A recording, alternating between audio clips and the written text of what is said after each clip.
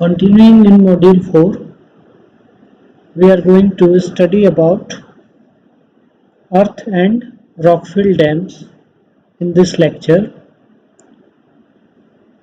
Since the syllabus does not permit too much time for the module, therefore only the types and failure causes will be discussed for earth dams.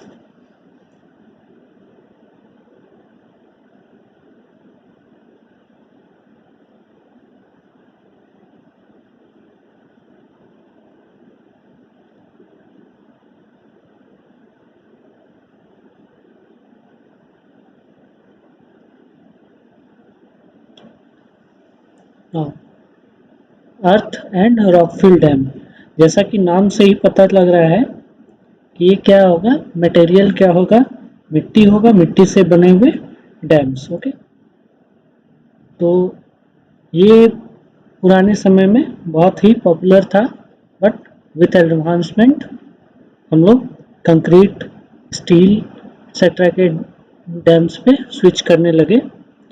But अभी भी कई जगह पे अर्थ dam का इस्तेमाल होता है, और जनरली अर्थ डैम जो है बहुत ही लो हाइट का डैम होता है, बहुत ज़्यादा ऊंचाई वाला नहीं होता। ओके, तो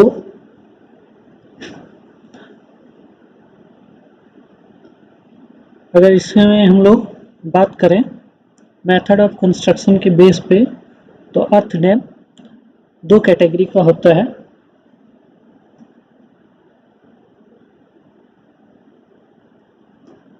based on method of construction,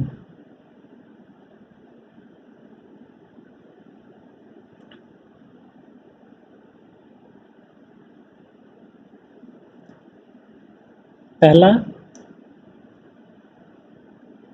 rolled fill dam,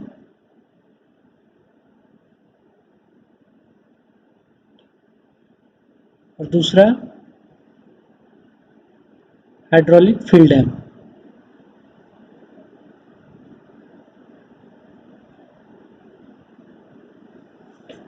rolled filled dam में क्या होता है, मैकेनिकली कॉम्पैक्टेड लेयर्स होते हैं।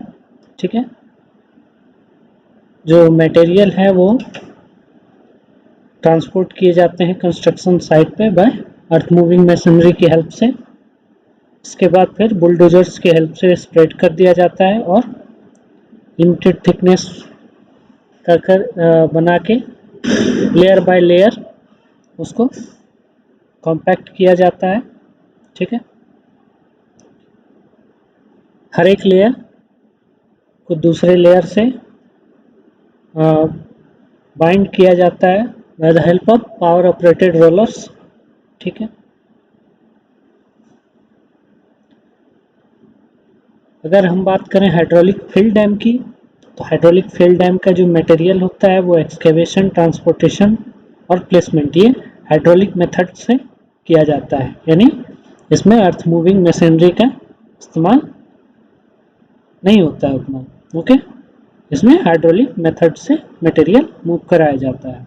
ठीक है, तो इसमें क्या होता है, फ्लूम्स लेट किए जाते हैं। फ्लूम्स क्या होते हैं, बहुत ही नैरो चैनल्स होते हैं। ठीक है, नैरो चैनल्स के हेल्प से जिन्हें की सुटेबल फॉलिंग ग्रेडियंट पे ले किया जाता है, एंड देन मटेरियल में वाटर मिक्स करके, ठीक है, उसकी सहायता से, फ्लूम की सहायता से उसको लोकेशन पे पहुंचा दिया जाता है। ओके,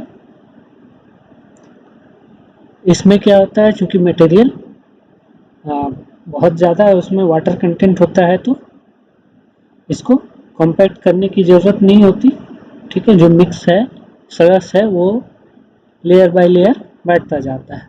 रोल्ड फिल डैम्स में ड्राई मटेरियल होता है और हाइड्रोलिक फिल डैम में वेट मटेरियल होता है। ओके, फर्दर ये जो रोल्ड फिल डैम्स है, ठीक है, इसको 3 कैटेगरी में डिवाइड किया जा सकता है। पहला होमोजेनस एम्बैंकमेंट टाइप,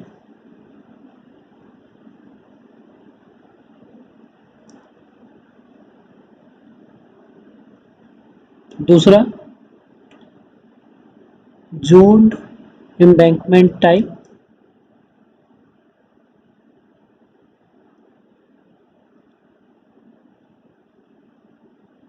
और तीसरा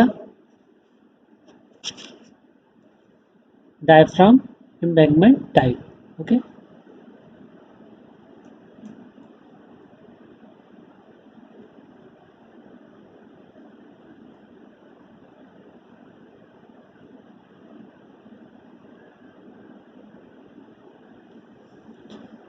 तो होमोजेनस एम्बैंकमेंट टाइप जो होता है, ये तीनों ही टाइप्स हम लोग वन बाय वन डिस्कस कर लेते हैं। ओके, सबसे पहले बात करें होमोजेनस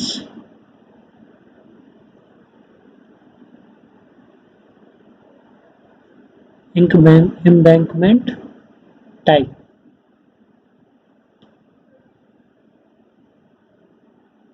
ये जो होता है, ये क्या होता है, जैसे नाम से ही पता चलता है कि ये होमोजेनस रहता है, प्योरली होमोजेनस रहता है। ओके, या फिर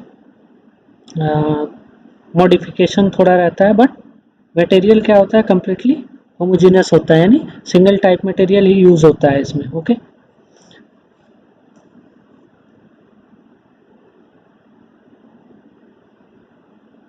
सिंगल काइंड ऑफ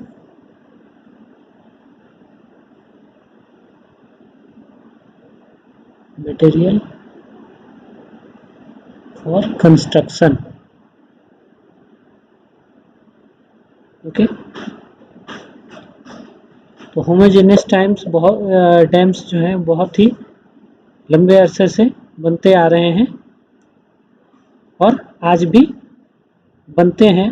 ठीक है, अगर जो मटेरियल है वो इकोनॉमिकली अवेलेबल हो। ओके,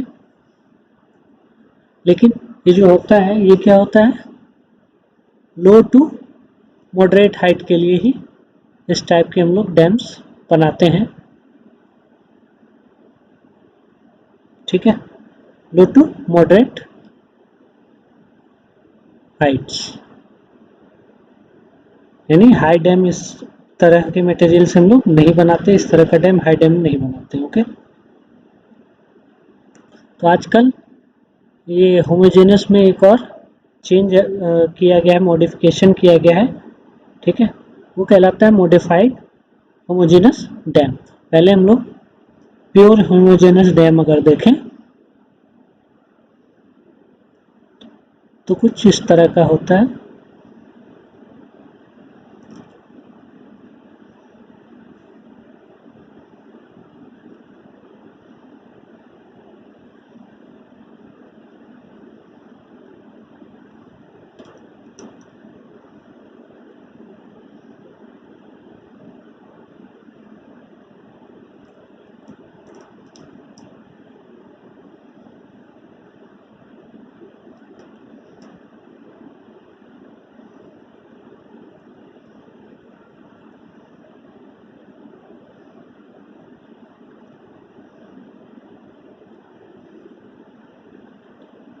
तो इसमें क्या होता है हमारा, क्योंकि ये अर्थ का होता है बना हुआ, तो फ्लो लाइन भी इसमें जनरेट होता है। ओके, जो कि कुछ इस तरह डैम बॉडी में पास होता है, and this is nearly at 1/3 height. ठीक है, अगर ये हाइट h है तो ये h/3 होगा। Okay, approximately. ठीक,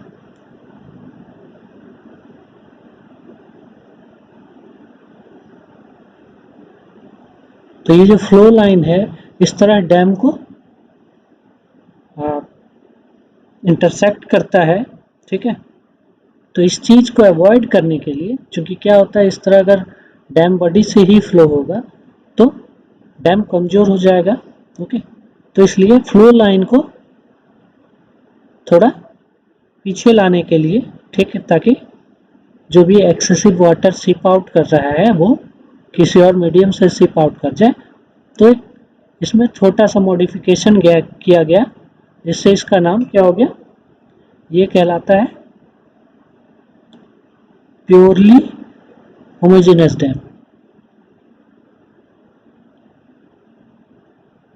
ठीक है, इसमें एक स्लाइट मॉडिफिकेशन किया गया।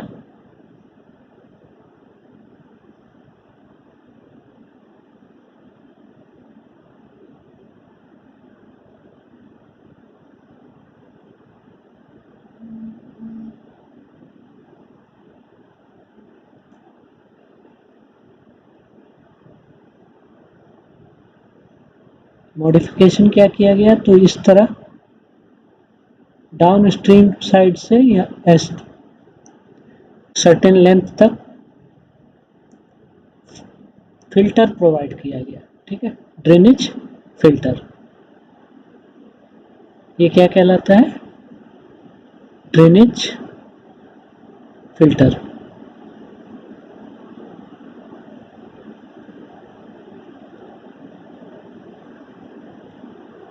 तो इस ड्रेनेज फिल्टर के कारण क्या होता है कि अब जो यहाँ पे डैम बॉडी में फ्लो हो रहा था, ओके, वो क्या होता है, अपना पाथ चेंज करके इस फिल्टर तक ही फ्लो लाइन रह जाता है। ओके, तो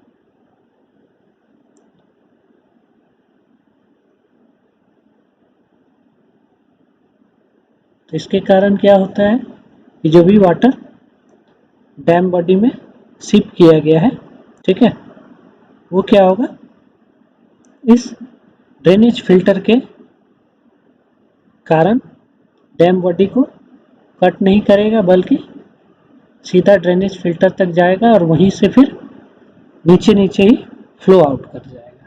ठीक है,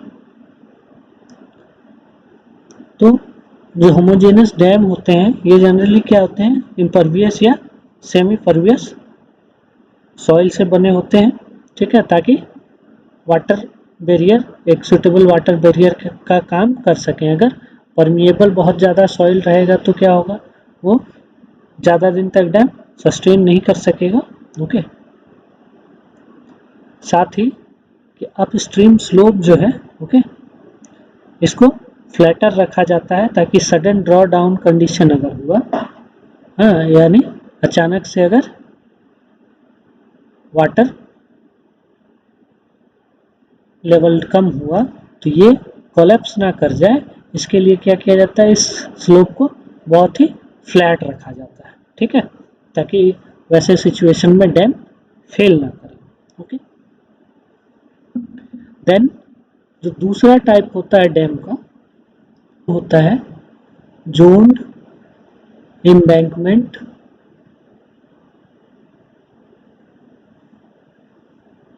टाइप। ओके, इसमें क्या होता है, दो एक से ज़्यादा टाइप के मटेरियल यूज होते हैं। एक सेंट्रल कोर होता है एंड उसके ऊपर सेल होता है। ठीक है, सपोज ये 2:1 स्लोप पे सेंट्रल कोर प्रोवाइड किया जाता है,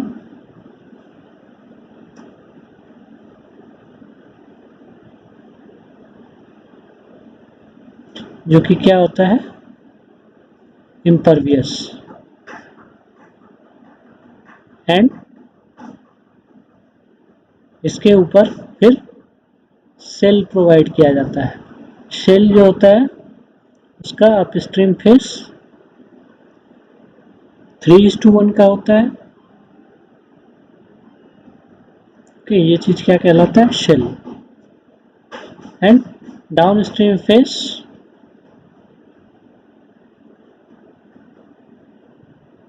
2.5:1 का होता है।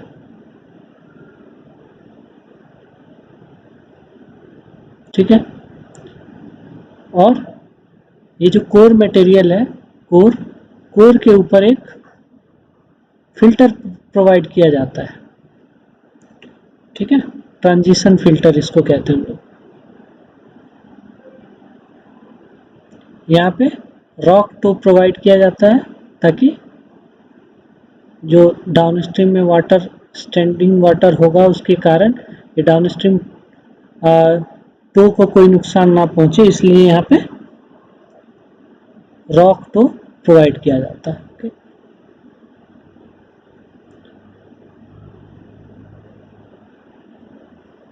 ये कहलाता है ट्रांजिशन फिल्टर।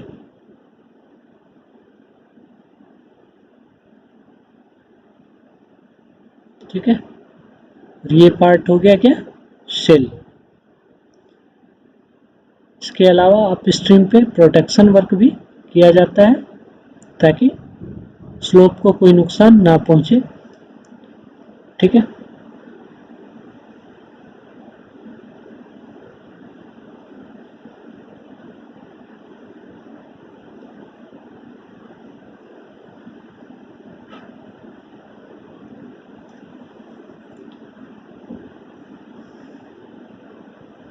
और ये जो होता है फिल्टर का निचला पोर्शन, ये हॉरिजॉन्टल ड्रेन का काम करता है।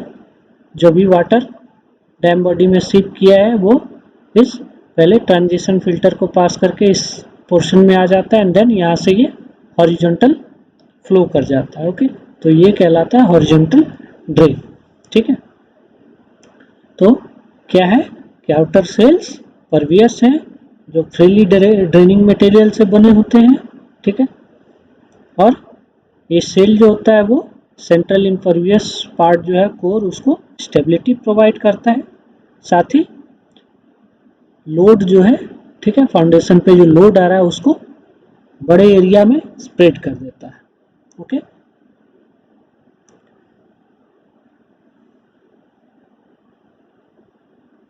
देन जो तीसरा टाइप का डैम होता है वो होता है डायफ्राम एम्बैंकमेंट टाइप।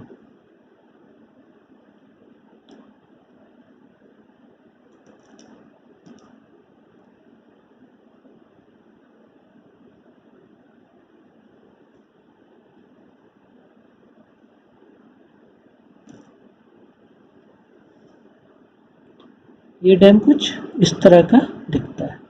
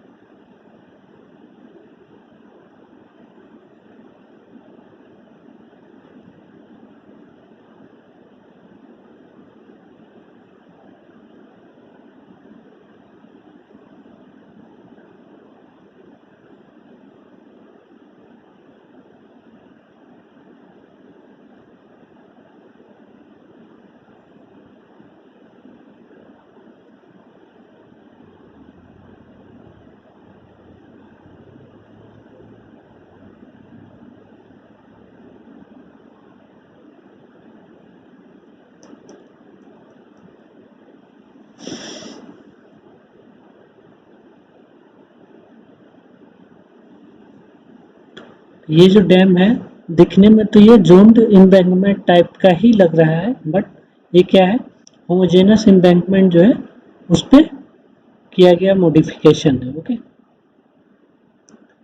तो इसमें क्या होता है, जो मेजॉरिटी पार्ट है डैम का वो परवियस मटेरियल से बना होता है और एक पतला सा डायफ्राम होता है जो कि इम्परविएबल मटेरियल का होता है।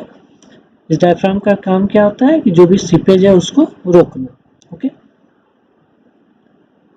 डायफ्राम किसी भी इम्परवियस मटेरियल का हो सकता है, सीमेंट कंक्रीट का हो या बिटुमिनस कंक्रीट का हो या कोई भी ऐसा मटेरियल जो इम्परवियस हो। ओके, और इसको क्या किया जा सकता है, इधर जो है सेक्शन के सेंटर पे लगा दिया जाता है, ठीक है, ताकि ये सेंट्रल वर्टिकल कोर की तरह एक्ट करे, या अप स्ट्रीम फेस पे लगा दिया जाता है ताकि ये एक ब्लैंकेट का काम करे।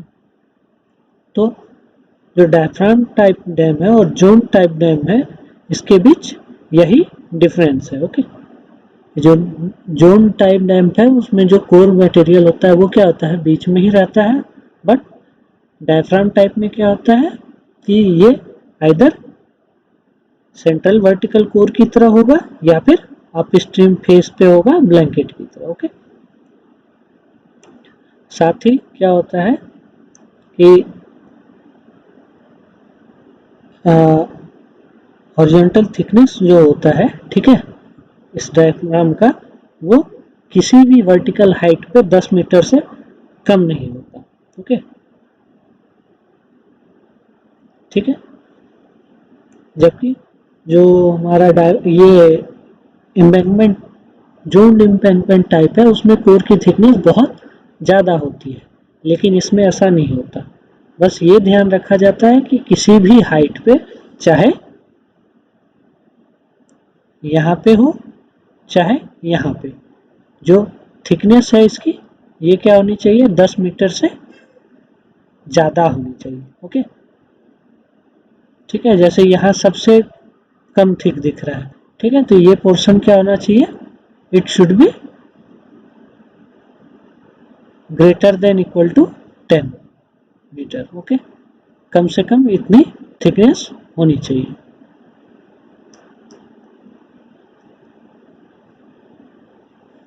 ठीक है, तो ये जो बेसिक टाइप्स हैं डैम की वो हो गया। नेक्स्ट हम लोग देख लें कि अर्थ डैम के फेलियर के कारण क्या क्या हो सकते हैं। ओके,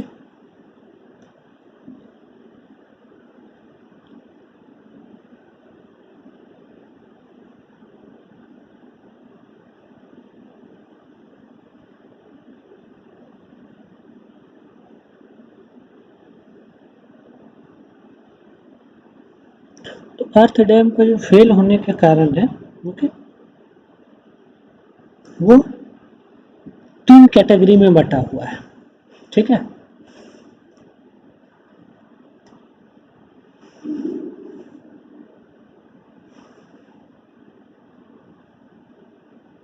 पहला हाइड्रोलिक फेलियर,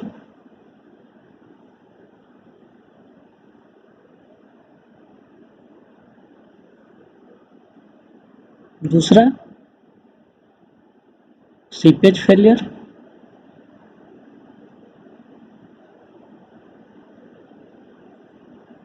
तीसरा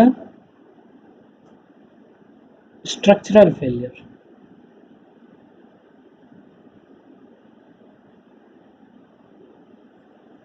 ओके, तो अब सबसे पहले अगर हम लोग हाइड्रोलिक फेलियर्स की बात करें,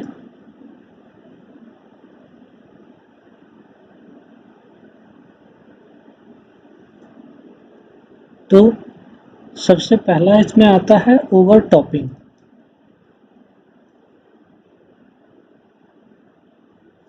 ठीक है, अगर जो डिजाइन फ्लड है वो अंडर एस्टिमेटेड हो जाए, दैट मीन्स जो भी मैक्सिमम फ्लड होना है उससे हमने कम एस्टिमेट कर लिया, ठीक, तो क्या होगा, वाटर डैम के ऊपर से बहना शुरू हो जाएगा। ठीक है, दूसरा ये भी हो सकता है कि जो हमने स्पिलवे प्रोवाइड कराया है वो अगर उसमें कोई फॉल्ट हो जाए, उसकी कैपेसिटी सफिशिएंट ना हो, तो भी क्या होगा, स्पिलवे क्या होता है कि डैम के साइड में या किसी अदर लोकेशन पे जो एक्सेस वाटर है उसको फ्लो आउट कराने के लिए, डायरेक्टली डाउनस्ट्रीम में भेजने के लिए एक रास्ता प्रोवाइड करते हैं हम लोग। ओके, जो ग्रेविटी डैम है उसमें तो डैम बॉडी में ही हो सकता है, लेकिन जो अर्थ डैम होता है उसमें डैम बॉडी में हम लोग कंस्ट्रक्ट नहीं कर सकते, क्योंकि डैम बॉडी के अंदर से अगर हम फ्लो कराएंगे तो मटेरियल फ्लो आउट हो सकता है। ठीक है, तो ओवर टॉपिंग हमारा कैसे हो सकता है? एक तो अगर हमने डिज़ाइन फ्लड गलत एस्टिमेट कर लिया, ठीक है, तो उसके कारण क्या हो सकता है, ज़्यादा वाटर स्टोर हो जाएगा एंड देन वाटर उसको ओवरटॉप कर जाएगा, या फिर जो हमने स्पिलवे प्रोवाइड कराया है उसकी कैपेसिटी सफिशिएंट नहीं है, और इस कारण क्या हो रहा है, वो ज़्यादा वाटर फ्लो आउट नहीं करा पा रहा है, एंड एट ए टाइम अगर कभी बहुत ज़्यादा इनफ्लो आ रहा है तो क्या होगा, वो भी डैम के ऊपर से फ्लो होना शुरू कर जाएगा। ठीक है,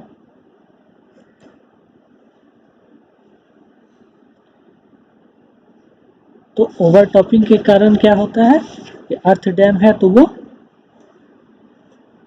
फेल करके या तो कंप्लीटली बह जाएगा, ओके, या फिर पार्टली खराब हो जाएगा। ठीक है, तो ये है ओवरटॉपिंग के कारण। सेकेंड होता है हाइड्रोलिक फेलियर में wave erosion. Okay, wave erosion क्या होता है, सपोज ये डैम है, ओके, तो और ये वाटर है, ठीक है, तो वेव जनरेटर जो होता है, ओके, ये इस तरह अपस्ट्रीम फेस से टकराएगा, ओके, और क्या होगा कि अपस्ट्रीम स्लोप पे अगर हमने प्रॉपर प्रोटेक्शन नहीं दे रखा है तो धीरे धीरे, ठीक है, धीरे धीरे क्या होगा कि पहले ऊपर के हिस्से से इस तरह मिट्टी काटना शुरू करेगा एंड वो इस तरह नीचे की ओर डिपॉजिट होता जाएगा। ओके, तो जो ओरिजिनल फेज ऐसा था उसके का ये वेव इरोजन के कारण क्या होगा, कुछ इस तरह का हो जाएगा। ओके, और दूसरा ये भी हो सकता है कि वेव के कारण क्या हो, अपस्ट्रीम स्लिप कर जाए, यानी ये पूरा ही टूट के हट जाए, ओके, या पार्टली टूट के हट जाए, लाइक दिस। ये हमारा डैम है,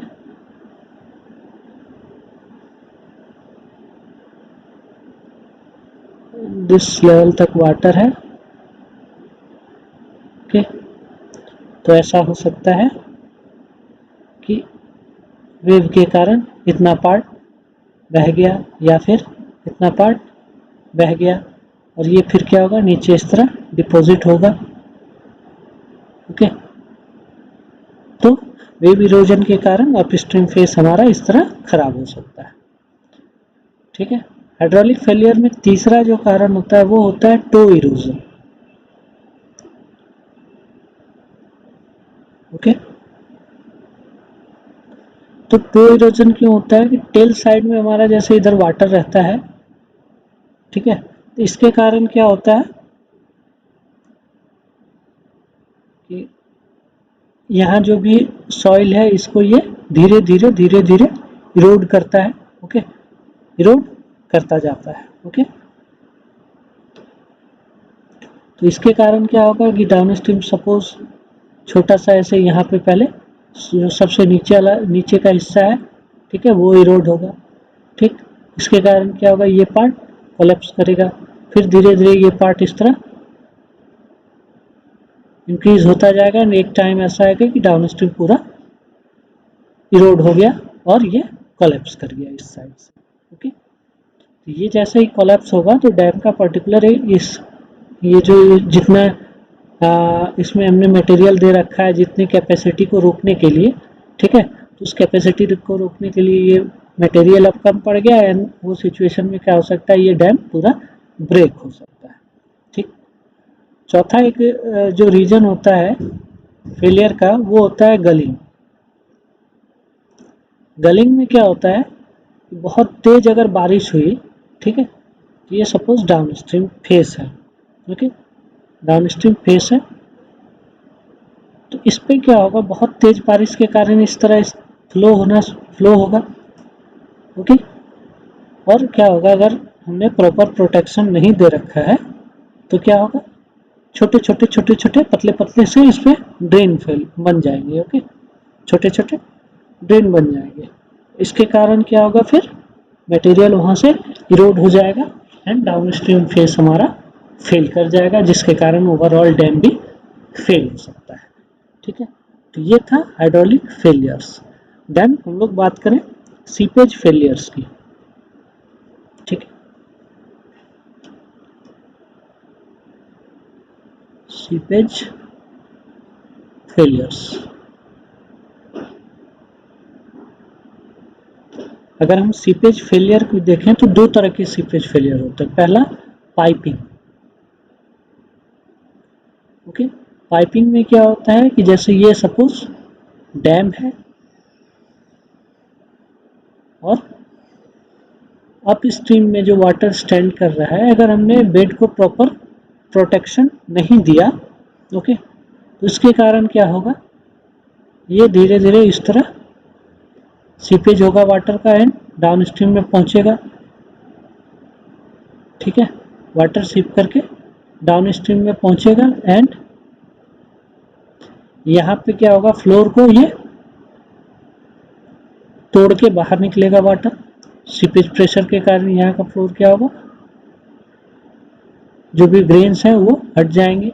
ठीक, ये कंटिन्यूअस प्रोसेस चलता रहेगा। वाटर क्या करेगा, जो भी सॉइल पार्टिकल्स हैं उनको बाहर की ओर पुश करता रहेगा और जो सबसे बाहर के हिस्से में मटेरियल्स हैं वो धीरे धीरे बाहर होते जाएंगे एंड ये क्या होगा, अप स्ट्रीम डायरेक्शन में पूरा पाइप फॉर्मेशन हो जाएगा इस तरह। ओके, यानी ये नीचे से पूरा मिट्टी हट जाएगा और उसके कारण क्या होगा, ये फाउंडेशन सेटल कर जाएगा एंड डैम विल फेल। दूसरा हो सकता है कि डैम के बॉडी में ही पाइपिंग हो जाए। ओके, डैम के बॉडी में हो जाए, ये तो फाउंडेशन का हो गया। दूसरा हो सकता है कि डैम के बॉडी में ही पाइपिंग हो जाए, क्योंकि डैम क्या है, सॉइल का बना होगा। ओके, तो ये क्या होगा, धीरे धीरे जो ग्रेन्स हैं डैम बॉडी में, ठीक है, उसको धकेलना शुरू करेगा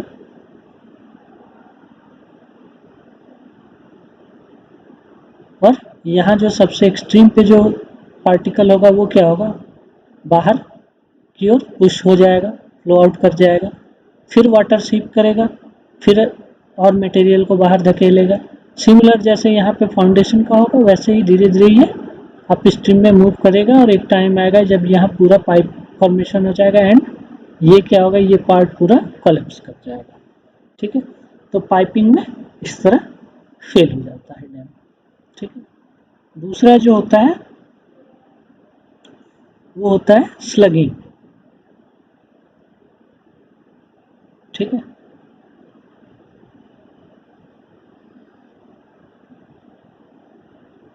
स्लगिंग में क्या होता है कि अगर डाउन स्ट्रीम साइड में वाटर स्टैंड कर रहा है बहुत लंबे समय तक, बहुत ज़्यादा समय तक वाटर रह रहा है, तो क्या होगा, ये मटेरियल का क्या करेगा, मतलब सिमिलरली जैसे पाइपिंग में होता है वैसे ही क्या करेगा कि जो टो पार्ट है, ठीक है, ये पार्ट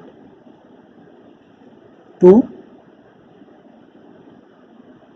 टो को क्या करेगा, सेचुरेट करता रहेगा। ये क्या होगा, वाटर, इसको ज़्यादा सॉइल मटेरियल को वाटर ज़्यादा मिलेगा तो ये ज़्यादा सेचुरेट होता जाएगा। ठीक है, तो सेचुरेट होने के कारण क्या होगा, यहाँ पे छोटे छोटे स्लम्प फॉर्मेशन होंगे एंड वो क्या होगा, धीरे धीरे अगर बहुत ज़्यादा सेचुरेटेड हो गया तो वो स्लम्प क्या होगा, यहाँ से हट जाएगा। ओके, फिर और स्लम्प क्रिएट होगा और हटेगा। ठीक है, और जैसे कि पाइपिंग में बैकवर्ड प्रोग्रेस होता है, ठीक है, डाउन स्ट्रीम से अप स्ट्रीम की तरफ, वैसे ही स्लगिंग में भी स्लम्प फॉर्मेशन होता जाएगा। थोड़ा थोड़ा मटेरियल एक्सेसिव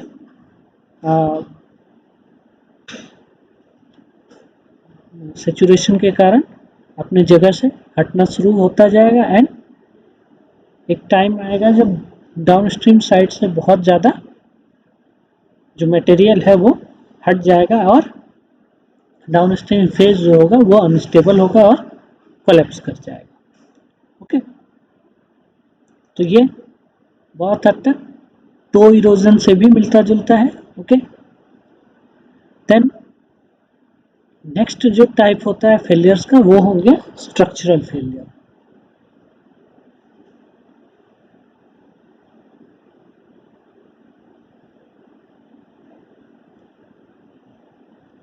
ठीक है, तो स्ट्रक्चरल फेलियर में कई चीजें हो सकती हैं, जैसे अप स्ट्रीम और डाउन स्ट्रीम का स्लोप फेलियर हो जाए,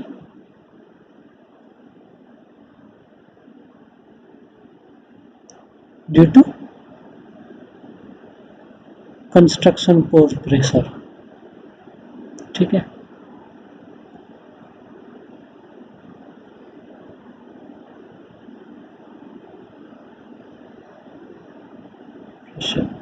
ये डैम के कंस्ट्रक्शन के टाइम क्या होता है कि ये एक्सेसिव पोर प्रेशर डेवलप होता है, क्योंकि उस समय क्या होता है ड्रेनेज स्लो होता है, इसके कारण पोर प्रेशर ज़्यादा हो जाता है और लंबे समय के बाद वो पोर प्रेशर उसी में रह जाता है। तो लंबे समय के बाद क्या होता है, जिस साइड भी ज़्यादा हो गया उस साइड का स्लोप फेल कर जाता है। ठीक,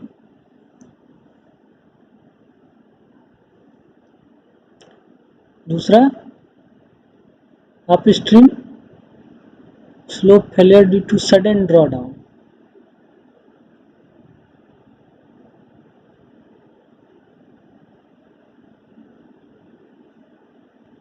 तो अपस्ट्रीम में जैसे वाटर लंबे समय तक रहता है, ठीक है, इसके कारण क्या होता है कि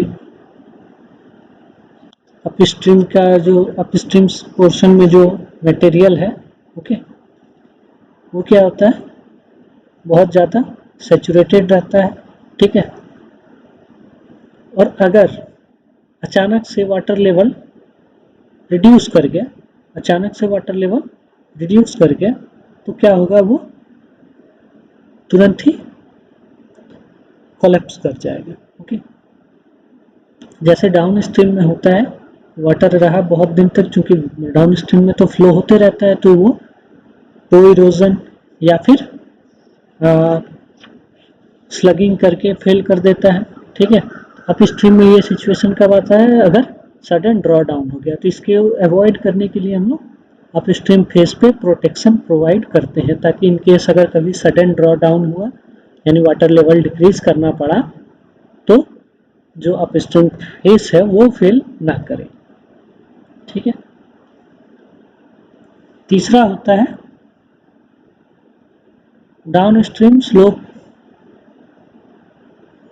failure due to full reservoir condition. ठीक है, तो जब रिजर्वायर बहुत अपने फुल रिजर्वायर कंडीशन में होता है, ठीक है, तो क्या होता है उस टाइम पर्कुलेशन क्या होगा, मैक्सिमम होगा। ठीक है, तो इसके कारण क्या होगा कि सीपेज फोर्सेस जो है, ठीक है, वो स्टेबिलिटी को डिक्रीज कर देती है, बहुत ज़्यादा पर्कुलेशन हो रहा होता है। ठीक है, तो इसके कारण स्टेबिलिटी डिक्रीज होती है। ओके, तो जो डाउन स्ट्रीम फेस है, ठीक है, चूंकि वो उसी तरफ से तो ये सारी जगह से टॉप से लेके बॉटम तक डाउन स्ट्रीम फेस से ही जो सीप किया हुआ वाटर है, पर्कुलेटेड वाटर है, वो बाहर निकलेगा। ठीक है, तो ये क्या होता है उस सिचुएशन में डाउन स्ट्रीम फेस फेल कर जाता है। ठीक,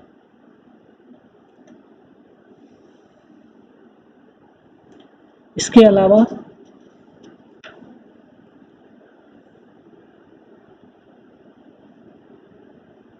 फाउंडेशन स्लाइड हो जाता है। ठीक है,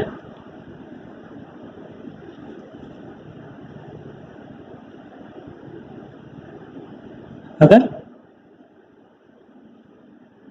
फाउंडेशन में क्या है, फाइन सिल्ट या सॉफ्ट सॉइल है, ठीक है। तो ये क्या हो सकता है, कंप्लीटली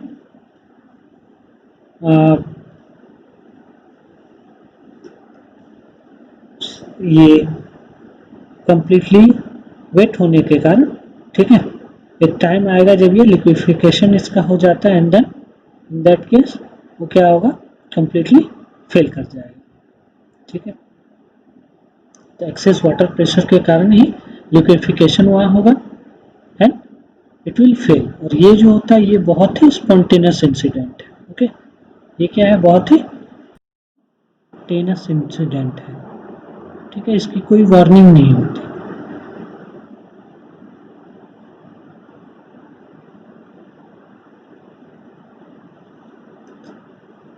फिर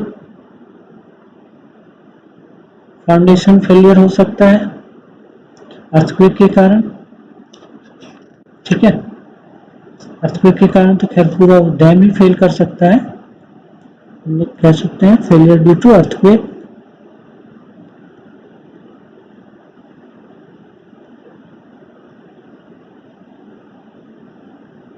देन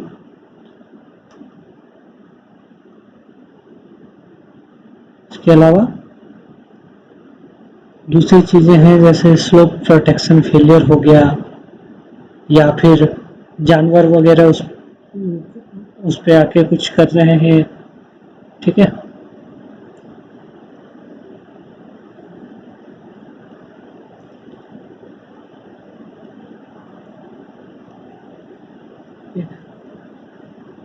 या वाटर सॉल्यूबल कुछ मटेरियल वाटर में ऐसा है जो कि खराब है, ठीक है, खराब केमिकल्स हैं उनके कारण हो सकता है, ठीक है। तो कई ऐसे रीजन्स हो सकते हैं अदर देन दिस जो डैम के फेलियर का कारण बने, ओके। तो अर्थ डैम में वैसे तो और भी बहुत चीज़ें हैं, ओके। अर्थ डैम का डिज़ाइन भी होता है, उसके क्रॉस सेक्शनल डिज़ाइन वगैरह भी होता है, सीपेज एनालिसिस होता है, बट चूँकि सिलेबस हमें ज़्यादा परमिट नहीं करता लेक्चर, तो इसलिए वो चीज़ें हम नहीं देखेंगे, बट मैं सजेस्ट करूँगा कि आप उसको भी पढ़ें, ठीक है, जस्ट फॉर नॉलेज आप उसको पढ़ें।